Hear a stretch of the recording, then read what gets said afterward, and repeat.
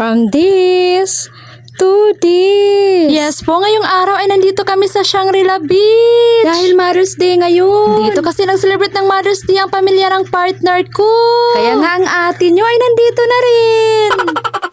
Alas 5 na nga ng hapon na nagre-ready ng ate nyo.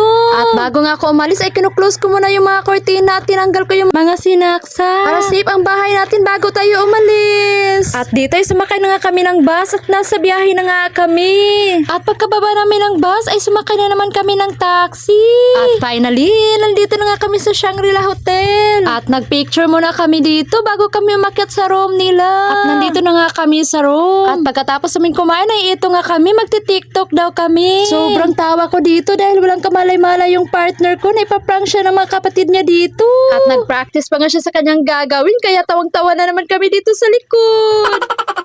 At pagkatapos aming nag-tiktok ay natutulog na nga kami. Kinaumagahan ay maliligo na sila ng dagat. Wala talaga sa plano kung maliligo ng dagat. Akala ko ay uuwi lang kami agad. Kaya hindi ako nakadala ng masusuot. At wala akong choice. Kailangan ko talagang maligo para hindi masayang yung pagpunta ko dito. At buti na lang ay nakadala ko ng extra t-shirt at short. Kaya ito na lang ang isusuot ko.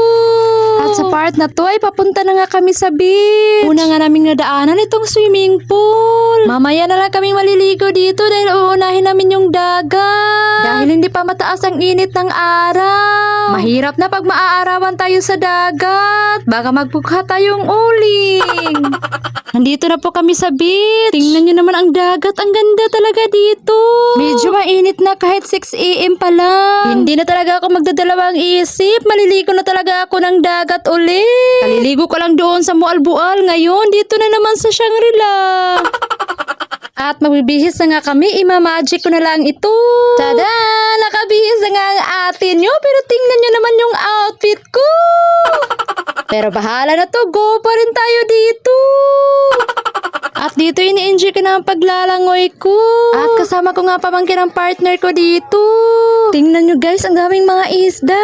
Pag magbigay ka kasi ng pagkain dito, ay dudumog yung mga isda. At may nagre-relax pa nga dito, oh. Medyo na bored ako, kaya sinulat ko na lang sa buhangin yung pangalan ko. At ganito na kasi ang ate nyo. May pugi kasi sa harap. At dito, naki-enjoy na talaga ako sa paglalangoy. Yung matatawa ka na lang sa mukha mo. At pumunta nga ako dito sa ibabaw kasi tiningnan ko yung view. At ganito nga kaganda ang view natin dito. Marirelax ka talaga dito. Dahil nagsasawa na kami sa dagat, ay dito na naman kami sa swimming pool. Grabe talaga yung view. Ang ganda talaga. Ito yung view niya. After naming umupo ay dito maliligo na talaga kami ng pool. Grabe, sobrang lamig at ang sarap sa katawan. Perfect talaga ito sa mainit na panahon. At ganito nga kalawak yung pool nila, sobrang laki talaga. Nasusulit ko talaga ang araw na ito. At tapos na nga kaming maligo. Mag-work na nga ang partner ko. Kaya maiiwan mo na ako dito. Kaya napasweet yung ate nyo. At dito ay pauwi na nga kami. Kaya dito ko na tinatapos yung vlog ko. Salamat sa inyong panonood. Babush!